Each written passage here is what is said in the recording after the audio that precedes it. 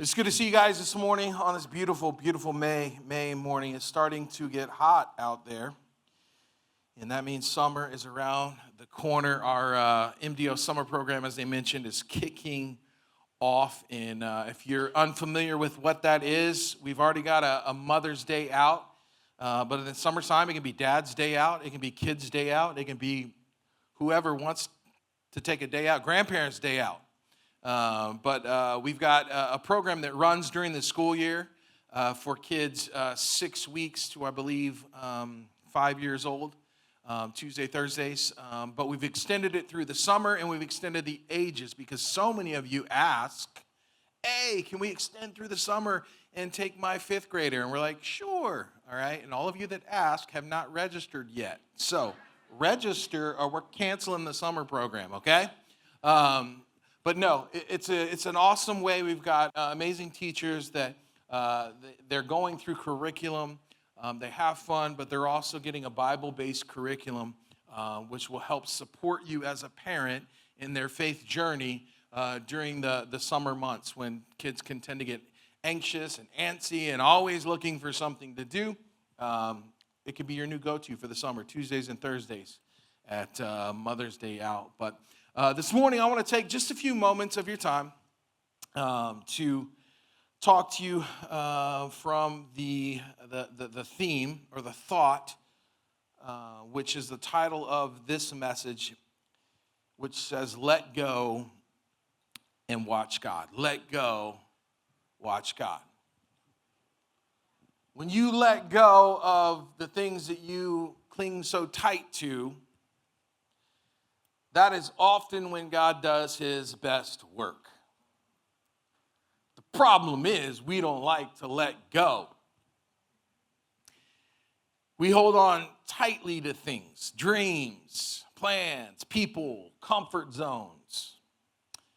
But what if God's greatest provision in your life comes not when you hold tighter to things, but when you actually let go? What are some things in your life, right? I mean, you could probably name it about your spouse, but I'm asking you to name it about yourself. What are the things in your life that you hold tightly to? You know what I'm saying? That you cling to, right? There is no negotiation when it comes to this thing. What is it for you? Okay? Think about it. I'll give you some examples to think about, right? Maybe you're a person that clings tight to relationships, toxic relationships out of a fear of loneliness. But when you finally let go, you find that there's some room for healing and growth. And eventually meeting somebody that God sends your way, not somebody that you sent your way. What about comfort zones? We hold tightly to comfort zones.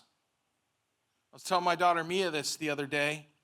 She loves when I use her in examples, but Mia may or may not be deathly afraid of thunderstorms. Maybe not. I'm not sure. But I was telling her the other day, I was like, if it's a mindset. Like, what can the storm can't do nothing to you? What if lightning strikes the house? Like, what if it doesn't? Which most of the time it doesn't, unless you live at Jess Olfson's house, where it struck the house and the tree and a few other things. Like, lightning doesn't strike twice in the same spot. Stay away from her. Well, y'all don't live there anymore. Y'all got out of there. Good for you. But I was telling her, like, you got to change your mindset because what can thunder do to you besides scare you? What can lightning do? When you're in a house, the chances of lightning doing anything to you are like a 1 in a billion. You got to change the way that you think of it. You got to get outside of that uncomfortable zone of this is how I always feel. Nothing wrong with feelings. You got to feel things. Feelings are there. I'm all about the feelings. But at some point with things in your life that are comfortable feelings for you, got to get outside of those. You got to let go of the comforts of what you've always clinged to so that God can do his best work in you. Release you from some things. What about financial trust? Here's a good example. I was going to use it in the giving talk today, but I can work it in right here. Our dog Goldie. It's a golden retriever. You know her, you love her. She's everybody's favorite dog. She's the most obedient dog. She's just quiet. Like we've got her trained. Laura trained her. Laura got her trained. But the thing about a golden retriever is that they are great retrievers. Judah likes to hit golf balls in the backyard, okay? They may or may not hit the neighbor's house every once in a while. There may be damages that we don't know about, that he's not told us, that we might find out later. The other day, our neighbor, when we were right there, hit our little Ring camera, and she was standing there with something in her hand, and we thought, oh, Lord, Judah, did you hit a window? Luckily, she was just bringing over the information of her tree trimmer because she thought maybe we need our trees trimmed. But when he hits the golf balls in the backyard of Goldie, he doesn't like for Goldie to be out there because Goldie will chase the balls. And the problem is not that she'll chase them, because it would be great if she was a golden releaser, because she retrieves them, but she will not release them. She will grab the balls and she will hold on to them and be like, Goldie, drop it. Drop it, Goldie. And you got to come up on her like you about, to throw hands. And then she will drop the ball. But see, the same thing is true with our financial trust in God. If we were better returners, we're great at retrieving. But God is saying, if you will let go of what you cling so tightly to, because God is He's just like you standing there, throwing the ball with your retriever. Goldie will run after a ball, it doesn't matter if it's a golf ball, doesn't matter what it is, just like you will run after a blessing. You and me, we will run after a blessing and we will chomp on down. And God's like, hey, I need you to return. Because see, the truth of the matter is when you really trust God, you understand that the sooner you return what you've retrieved, the sooner the next blessing goes out. And the sooner you return and the better you get at returning what God has put out there for you to retrieve, the bigger the bone that he throws. So we need to be better returners. What about letting go of a dream? A young woman dreamed for years to become a professional musician. After striving, doors kept closing. When she surrendered the dream to God, she discovered a passion for teaching music to children. That became her new calling, one filled with impact and joy. See, I think a lot of times we cling so tightly to the promise of God. Well, God, this is a promise. This is a dream. A lot of times God is going, it is a dream that I've given you, but it's not always going to pan out and play out the way in which you envision in your mind. Why? Because my ways are better. Because my thoughts are higher. My plans are greater than your plans. And you can make all the plans that you want. And you can even accomplish some plans. And you can do some pretty successful things in and of your own power. But God says, if you will just trust me and if you will just do it my way, my plans will blow you away.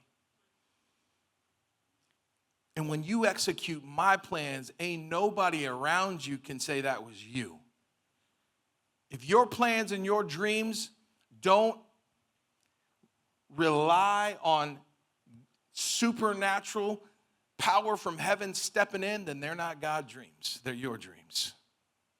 Because God dreams require him to step in a supernatural way to do what you can't do.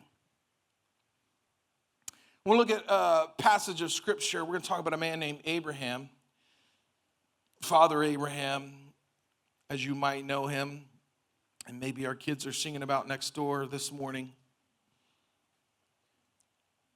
But Abraham was called to do something unthinkable. Abraham was called to give up something, to let go of something that you and I could not even fathom.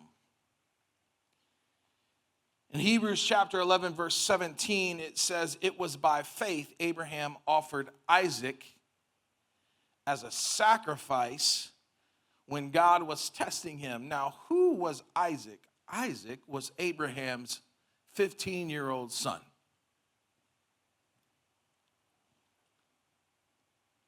This is one of those scriptures that's like, oh, Lord, I don't know. I don't know if I want to preach that. It was by faith that Abraham offered Isaac as a sacrifice when God was testing him. Abraham, who had received God's promises, was ready to sacrifice his only son. Does that sound familiar? Even though God told him, Isaac is the son through whom your descendants will be counted, Abraham reasoned that if Isaac died, God was able to bring him back to life again. And in a sense, Abraham did receive his son back from the dead. So here we have the Old Testament. Abraham, the Bible says that God tested him. He tested him in a way that he said, I need you to give me back the son which I gave you. That is a hard pill to swallow. But here's what you need to understand. When God says let go, he's setting you up to show up. When God says let go, he is setting you up to show up in your life, to show up in a big way. And the thing about faith, Abraham, his faith, Hebrews is talking about the champions, the heroes of the faith. It's celebrating their faith. What we find about Abraham's faith is his faith didn't need all the facts. God said, I need you to give me back your only son. And Abraham said, whew, well, I know he can raise the dead. Now, there was no precedence for this because at that point in the Old Testament, ain't nobody been raised from the dead. This is Abraham's faith going, this God who I've been walking with for a few years, who has shown himself faithful, is asking for my only son. But he also gave me a promise that I would be the father of many nations. And I can't be the father of many nations if I ain't got a son who can seed the earth and produce many nations. Now, if God is asking for this son, it must be because if I go through with this, he's going to bring him back to life. Or there's got to be another way. But I don't need all the information to have faith. See, that's the problem. That's the problem with you and me. We need all the information. Well, God, if I could trust the plan if I just knew what the plan was. And God is like, that's not how it works, because the deeper the trust, the fewer the details. The deeper the trust, the fewer the details. Okay, case in point. My wife, on Friday, she went to get her hair did. Okay? Now, she told me, on Friday, I'm going to go get my hair done. I was like, awesome, go do that. Mother's Day is coming up. Do your thing, girl. Now, on Friday, I did not check to see if she went to go. I didn't check her location. I didn't call up her hairdresser and say, hey, was my wife Laura up in there? Do you have an appointment today? I didn't check the bank account to see how much she spent. See if she actually spent it at the hair place. I didn't follow her there to see if that's where she was really going. Why? Because the deeper the trust, the fewer the details. I don't go do your thing. I don't need to know. I trust you. Now, if you got teenagers, that's a different story. Because while teenagers can develop trust over time, until they prove themselves trustworthy, most of the time it's like, hey, can I go to the movies? Well, what are you going to see? And who are you going to see it with? And what time is the movie? Is that all the people that are going to be there? Who's in the movie? What's the movie about? What's it rated? What are you going to do before the movie? What are you going to do after the movie? Send me a picture when you get to the movie with your face in it in the shirt that you're currently wearing so that I know that you're at the movie, right? Because the less trust, the more details you need.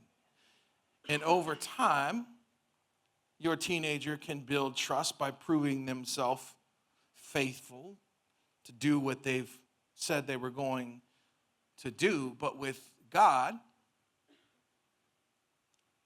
as proven here in the text by Abraham, said he was testing him.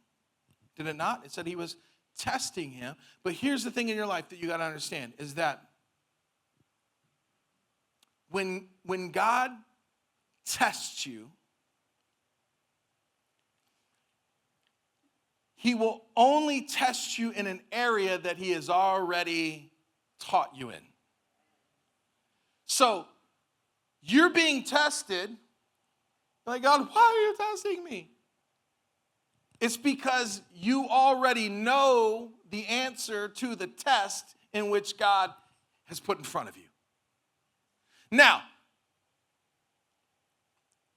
also understanding this about God is he is the only one who can take you to class and you never even knew you've been to school.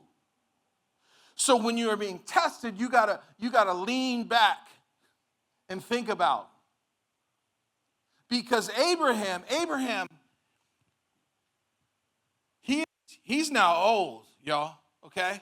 Now, they lived a bit longer in these days. Some people lived a lot longer, but Abraham lived to about the age of 160. But if you turn back the clock a little bit before this time, when he was about 75 years old, God gave him a promise, and he said, you're going to have a son. And he was 75 years old. Now, he didn't actually have the son until he was 100, but he had to sit in a promise for 25 years. And some of you expect God to do everything you want him to do before May. So I'm holding on to this promise. You still going to be holding on in 2028? If God ain't brought it to fruition the way that you think that it should come to fruition, are you still going to be holding on to it? Are you still going to be trusting God?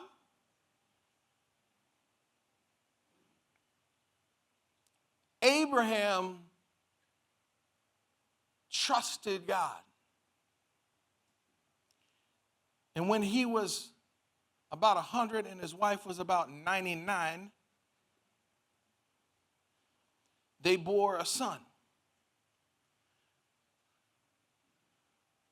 But Abraham was not perfect in trusting God's plan, was he? Because a little bit before that, when they were sitting in the promise of God, like you and me, we get antsy. And Abraham's wife, she was like, look, Abraham, look, you know what I'm saying? It's not working. I mean, you went to the doctor, got them pills, and stuff ain't working. you old. God promised, but God has not proven faithful. And she said, here is my maidservant, Hagar. How about you sleep with her? And Abraham's like, I'm a team player, woman.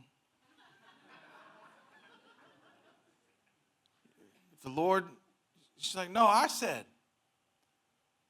And they produced a son. His name was Ishmael, and he became its own, a troublesome nation. You want to talk about all the nations in the Middle East that are troubled? That's where they came from, Ishmael. But God was still faithful to the promise, was he not? Because he said, I'm going to make you the father of many nations. He didn't say only good nations. He said many nations. And even out of that failure, and even out of that untrust, and even out of that misstep, God was still faithful to the promise. So I don't care how far gone you think you are, his promises are yes and amen.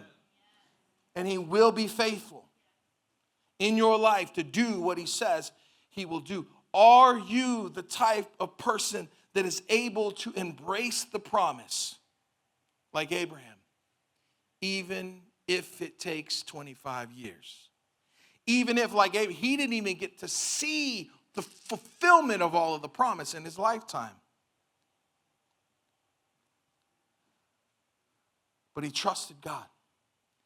And anytime God is testing you, it's because he is already.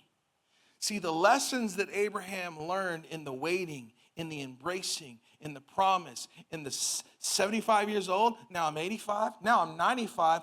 Oh, now you're going to bring a son? Okay, thank you. You faithful, God. Trusting God, not knowing the details. Can you imagine for 25 years? That's a long time to walk. Trusting that God's going to do what he says. He didn't get step-by-step instructions. Because even before God asked him to give up his son, he also told him, listen, you need to leave the city and you need to head to the boonies. You need to leave where you are and you need to go where I will show you. Abraham uprooted his entire life because God said, go.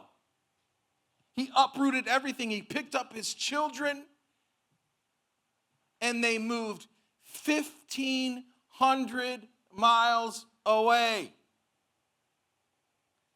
That is a long ways on foot, on camel, on donkey. They left the city life, okay? They left the Chick-fil-A and the Starbucks and the H-E-B for the Dollar General Market. You know what I'm saying? My sister Vanessa, she lives out in north side of Canyon Lake. They were so excited when they got a Dollar General Market.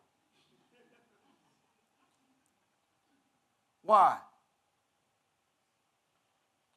Abraham left this established city life where he had prominence and importance, his family, goat and sheep, all this, and God said, go. And he became a nomad, wandering, and he didn't even know where he was going. God said, when you get there, I'll let you know. Whew.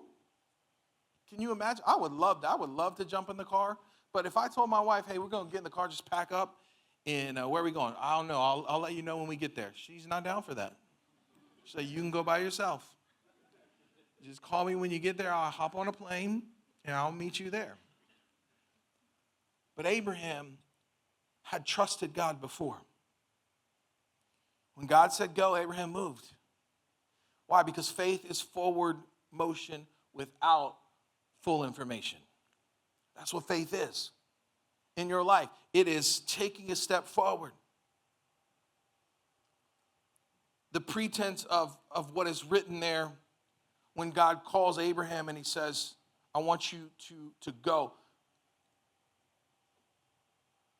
The pretense is present and continuing, meaning that it was not just like, okay, I trust you now. It was like, I'm trusting you now and tomorrow and the next day, and it's a continual process of trusting. It's not a one-time thing. Faith is not just a, well, Lord, I know you can get me to heaven, but I'm not sure that you can get me lunch tomorrow. That's not faith. I know that my eternity will be secure, and one day I will live upon the streets of gold in my mansion, Lord, but I don't know if you can provide what I need next week. That's not faith. Faith is trusting. It's forward motion without having the full information. I don't know how God's going to do it, but he's going to do it. We don't get to know the plan. Why? Because God doesn't owe you the plan. He's asking for your obedience.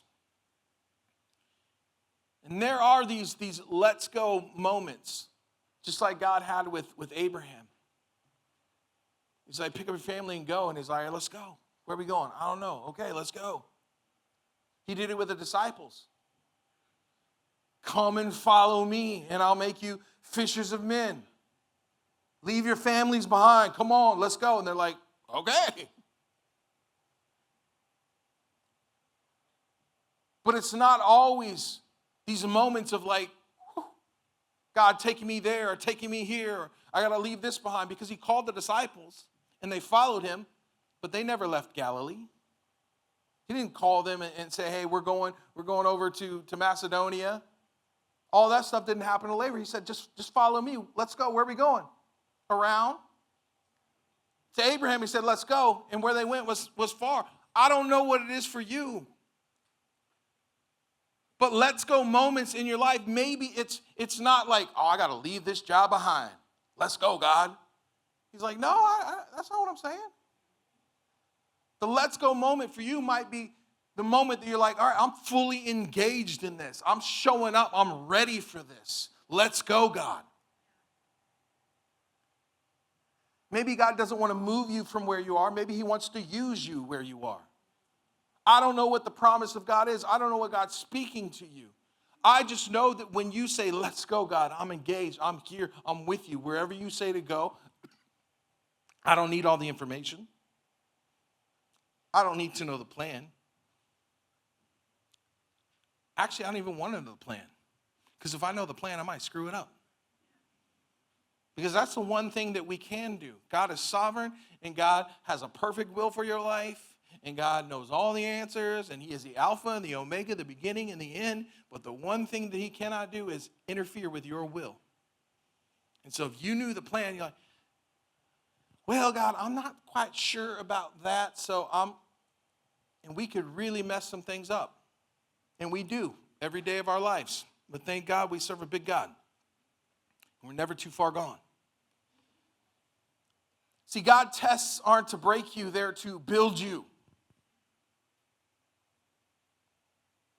There's always a lesson that we learn. We always know the answer. And the more obedient we become, the quicker we are to find that answer. Hebrews 11:17, it says, it was by faith that Abraham offered Isaac as a sacrifice when God was testing him. Abraham would receive God's promises, was ready to sacrifice his only son Isaac. Even though God had told him Isaac is the son through whom your descendants will be counted, Abraham reasoned that if Isaac died, God was able to bring him back to life again, and in a sense he did. We read that.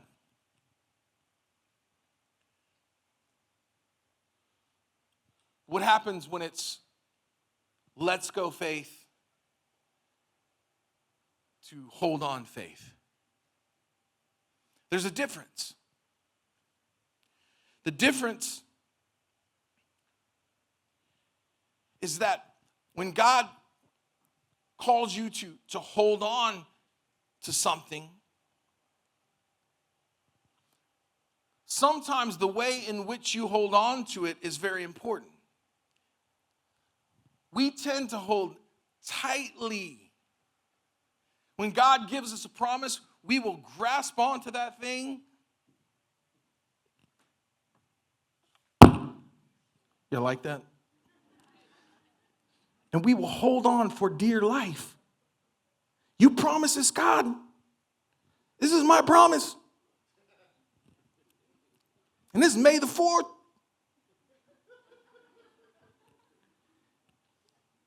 And ain't nothing happened yet. And we will hang on so tight to this promise that God has no room to actually operate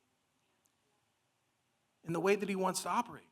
And sometimes God is asking you to hold on to his promises like you would hold on to a bird.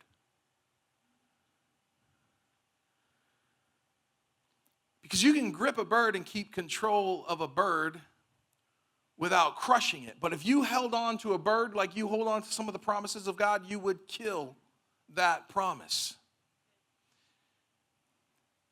And God says that I want you to say, let's go, and go full force and be fully engaged and hang on to that promise. But sometimes you got to have the ability to hold it in such a way that I still have room to operate, to maneuver. And if it doesn't happen the way you want it, when you want it, like you want it to happen, you got to be okay with that.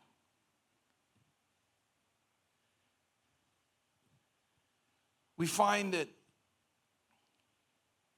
Abraham in Genesis gets this ultimate test. It says in verse 1, sometime later God tested Abraham's faith. Abraham, God called. Yes, he replied, here I am. Take your son, your only son, yes, Isaac, whom you love so much, and go to the land of Moriah. Go and sacrifice him as a burnt offering on one of the mountains which I will show you. There it is again. That right there is a key indicator for Abraham. Because the very same way in which God taught him before is the way that he's teaching him now. Go, take your family to a land that I will show you. Go, take your son to a mountain which I will show you. Immediately in your life, when God is testing you in a way, there will be indicators.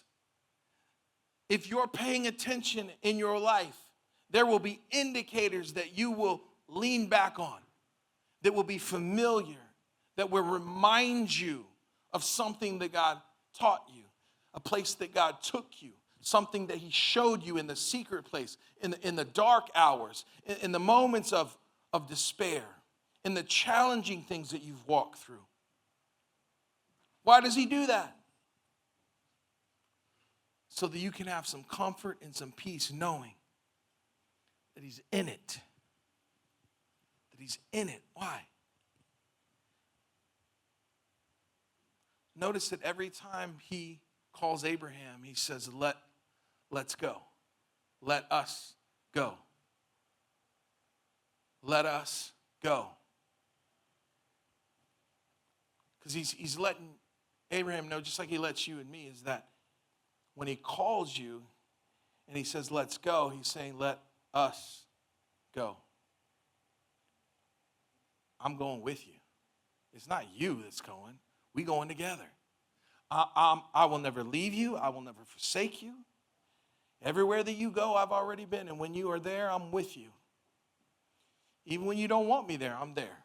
Even when you can't see me, when you don't acknowledge me, I'm there. Let's go. Verse 6, so Abraham placed the wood for the burnt offering on Isaac's shoulders.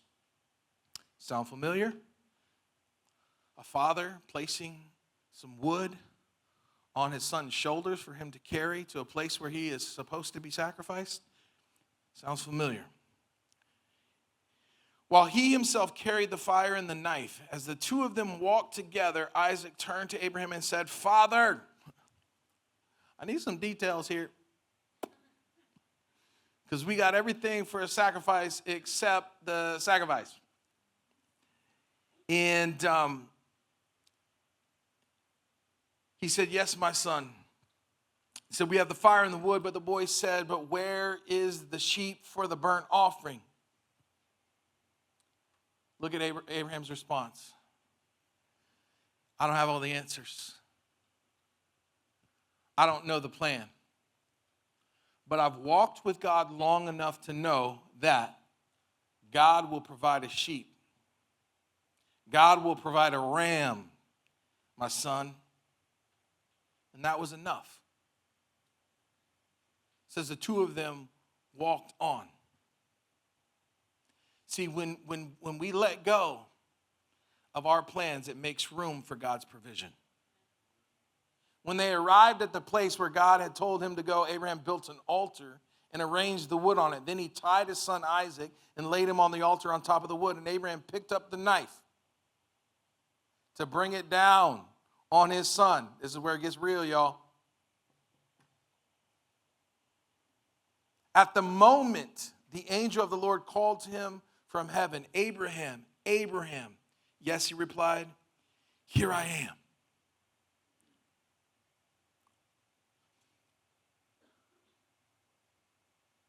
At the moment, this is real surrender. At the moment, it says that he tied him to the altar. And it says that he raised up the knife. And you got to imagine what's going through his mind. A father, what is going through his mind? I don't understand why you're asking me to do this, God. I don't understand this at all. But it says, at the moment that he let go,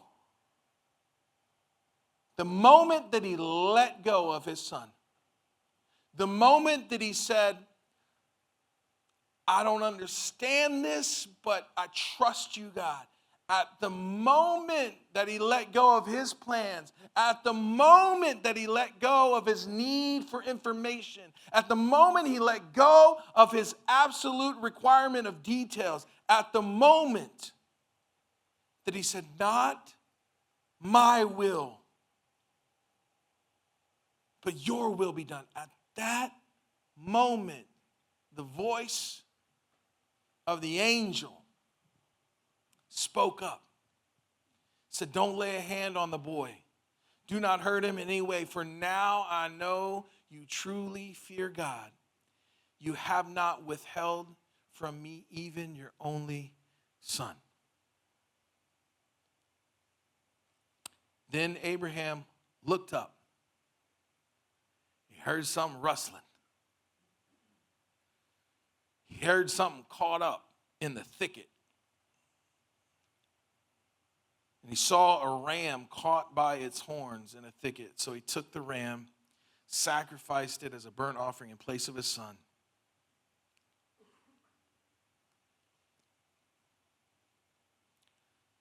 Provision is already waiting. You just got to get to a place of trust. Now, this is Old Testament, and this is God at his utmost extreme. God is not calling you to sacrifice, even though at sometimes you wish God would call you. Your kids get on your nerves. God is not calling. But there are things in your life that God is calling you to put on that altar. He's calling you to let go of. He's calling you to give up control of. Because the reality is that you can't catch what God is giving if your hands are full of what you're clinging to. You can't catch what God is trying to throw into your life, what God is trying to put out there for you. You can't catch the provision if your hands are clinging to, my only son! No, this is mine.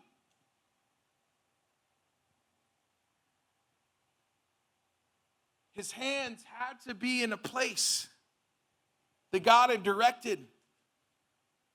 Do you trust me? I trust you, God. Drop it. so that you can catch what's in the thicket. You can catch the provision that's already been provided. See, the ram was always on its way. The ram was always going to wander into that thicket. The answer that you need is on the way. It's already on the way. The provision that you need, it's already making its way through the channels of time and eternity to make its way right where it needs to be. The answer for your business is already trickling down and running to the place that it needs to be, so that when you show up in that moment, when you show up at that meeting, and the Spirit of God says, when you walk into that meeting, the Spirit of God is like, I got you. You're going to be okay. Don't worry about it. And you walk up in there, and all of a sudden you hear, bah! And you can be like, that's the ram in the thicket. There it is. That's the provision. I never doubted you, God. You got a little touch and go there. I made some mistakes. But I trust you. Why? Because you are Alpha. You're the Alpha. You got the plan. You know the beginning from the end. Many of you guys know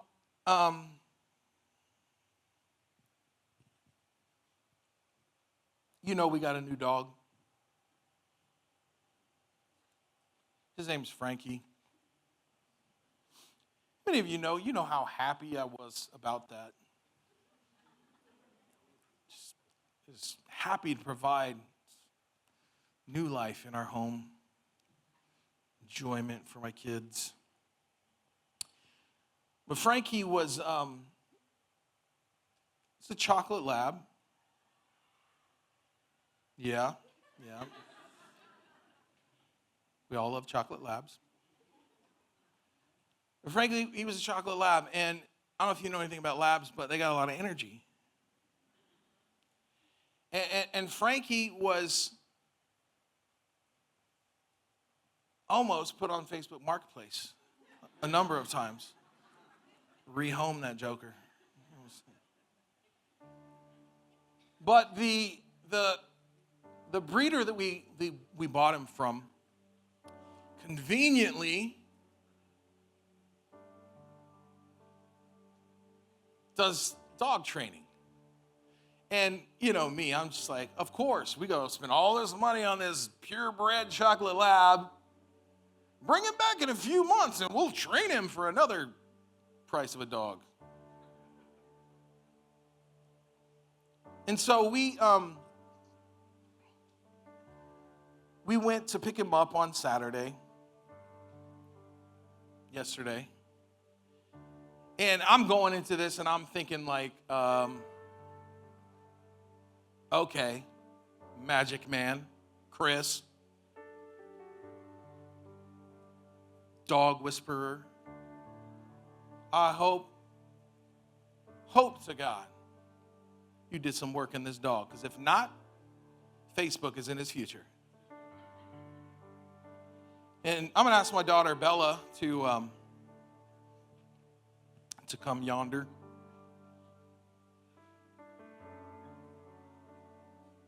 Frankie, come on, Bubba. Come on. It's okay. We got it. We can do this. This is Frankie. Frankie. Hey, sit. Frankie. Yeah, good boy. Frankie, stay.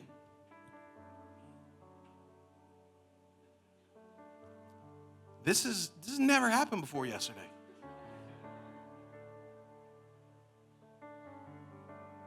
Frankie, stay. Frankie, down. Good job. Frankie, down. Down. Stay.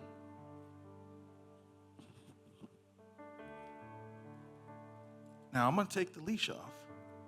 No. Stay.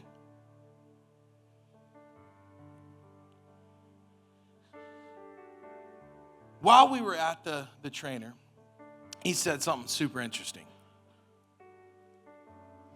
He was going through all the commands with us, and he's talking about how important it is that you repeat these commands and you train him. And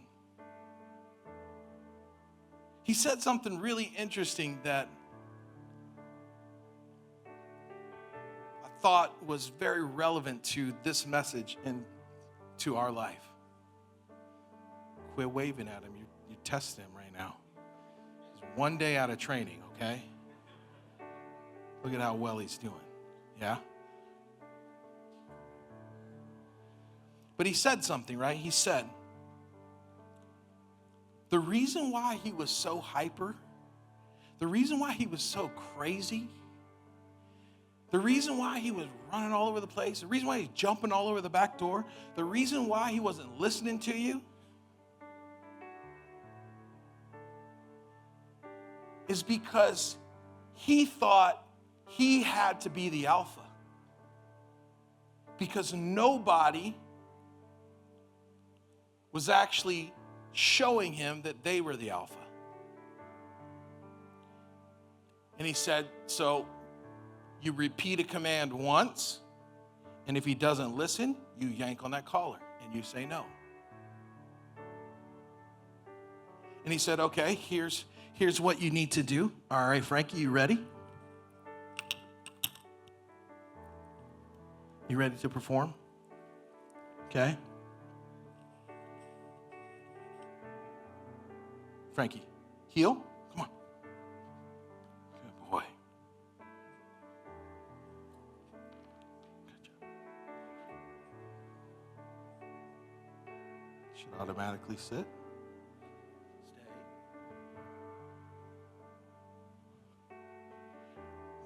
Frankie, come. Good boy. Frankie. Down. Good job, buddy. Good boy. Good job. Here's the thing. I use a dog so that you would remember this because it's important.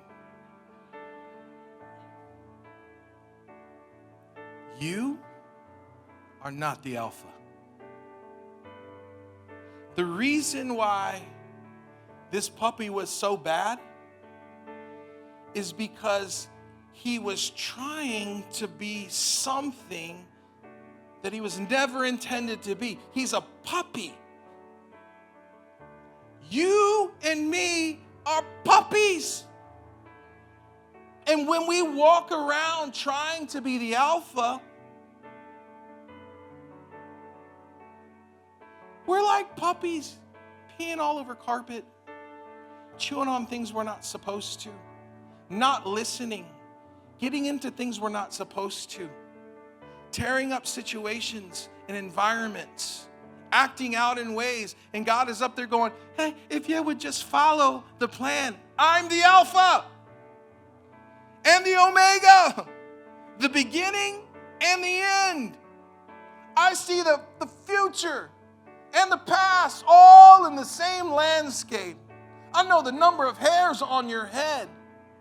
I know the plans that I have for you, plans to prosper you, not to harm you, but to give you a hope in a future if you would just stop trying to be the alpha and let go of your plans.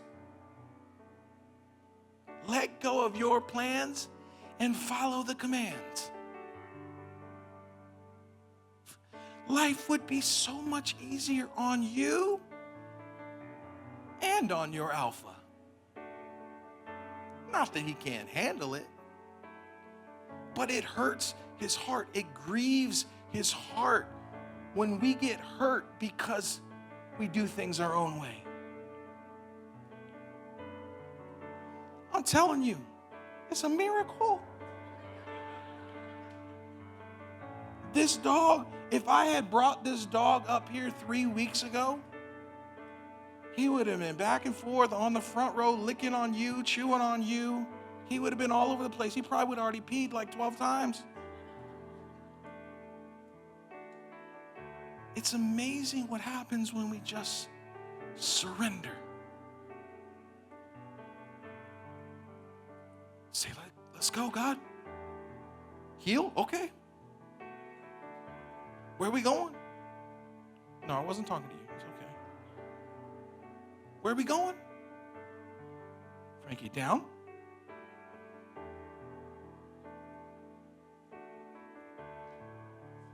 It's a miracle. God's a way maker.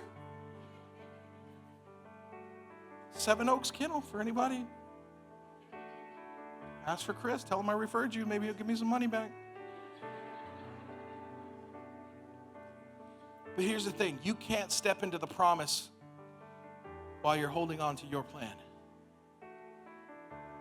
God's not asking for your child like Abraham, but he is asking for your control.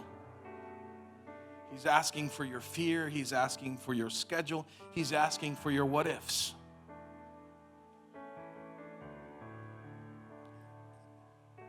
And the reality is that if you can't let go, you simply cannot grow. And my question to you this morning, before we leave this place, is what is God asking you to let go of today?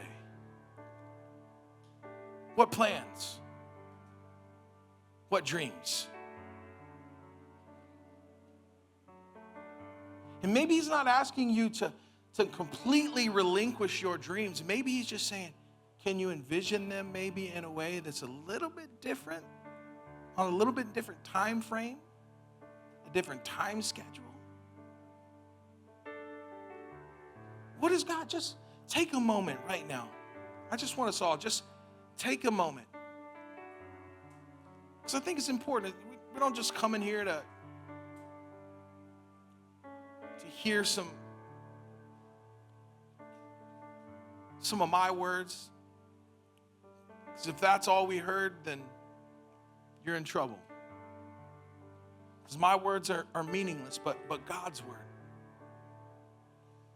And what God is speaking in this moment, I think, is the most important thing that we could do in a service like this is just take a moment. If we could all just close your eyes so that you can reflect. And just ask God, just take a moment and say, God, reveal to me. Holy Spirit, show me. What is it in my life? What are the things that I need to let go of?